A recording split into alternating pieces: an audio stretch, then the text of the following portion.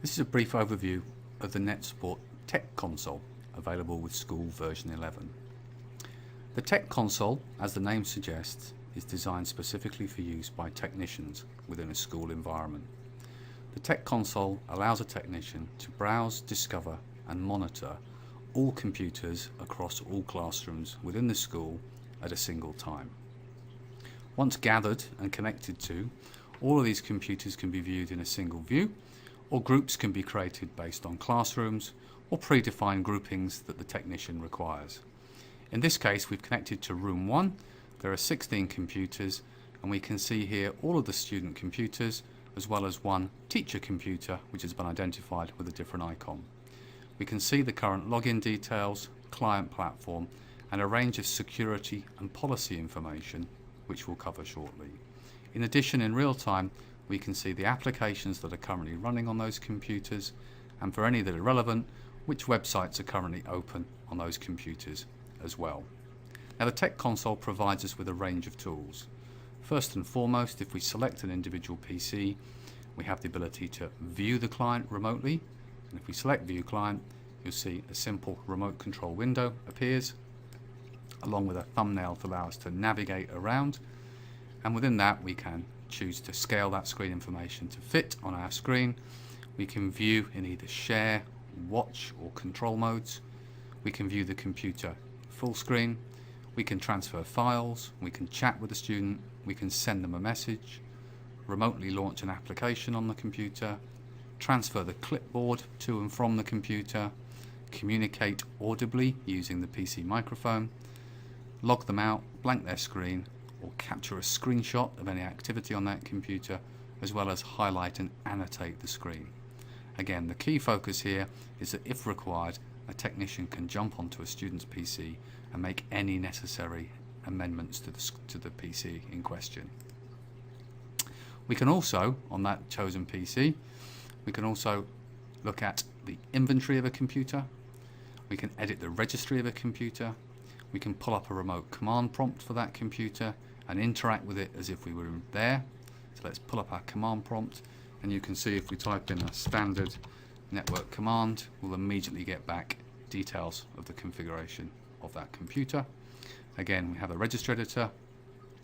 We have power management available for the computers, so we can remotely power them on, power them off, reboot the computers, remotely log them in, log them out, modify the security settings for a computer, and we have a final option here which is enable support for a teacher.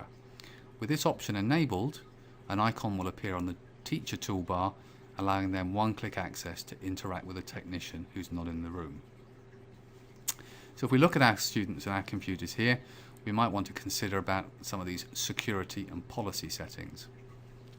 Now, if you've watched our tour on 넷서포트 School, you will know that one of the key features available in 넷서포트 School for the duration of a lesson is the ability to control internet access, application usage, printer usage, instant messenger usage, and USB and DVD drive access.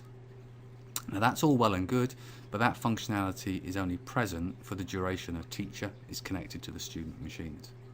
In School 11, we've extended this capability to provide always-on default policies. And the default policies mean that as a school we can choose to say by default USB devices are always disabled, and that will apply 24 hours a day, 7 days a week. But at the point where a teacher connects to a student in the classroom, if they require, the teacher can override that capability and for the duration of the lesson give them access. So the key aspect is removing the need for teachers to worry about day-to-day configuration options, and more importantly, ensuring computers are protected and safe no matter whether a lesson is active or not. So to look at our policies, we come to our security tab and we jump to our policy management. And within our policy management, we've got a restricted mode preventing the use of these websites. We have unrestricted application usage. We've chosen to have read-only rights on our USB devices by default, read-only on our CD/DVD drives, and by default printing is blocked on all unattended computers. Once we've done that and apply it, that will be sent out to all students, and the status is shown here. So we have an indicator to let us know what the policy is for each computer against the key elements. The second is security feedback. Again, if we come to our security tab and we have a look at our security settings, you'll see that what we can do is modify what we want as being our firewall, UAC, Windows Update, i.e. phishing filter, protected mode status, and so on. Back to the security tab, we can actually define what we believe to be the options we want to check to determine whether a computer is secure or not. So with these settings here, if we feel these are all appropriate, we may feel that we don't need to worry about that or that. We can enable it.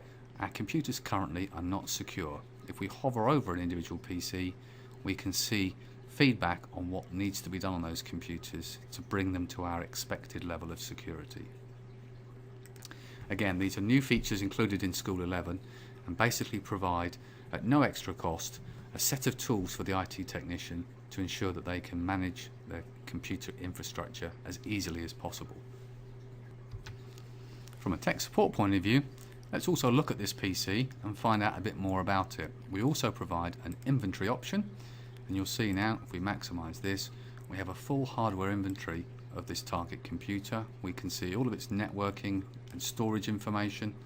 We can also jump across to see what software is currently installed on that computer, what hotfixes have been applied to the computer, any applications that are running, currently just Notepad, processes that are running in background, and also all active services on the computer.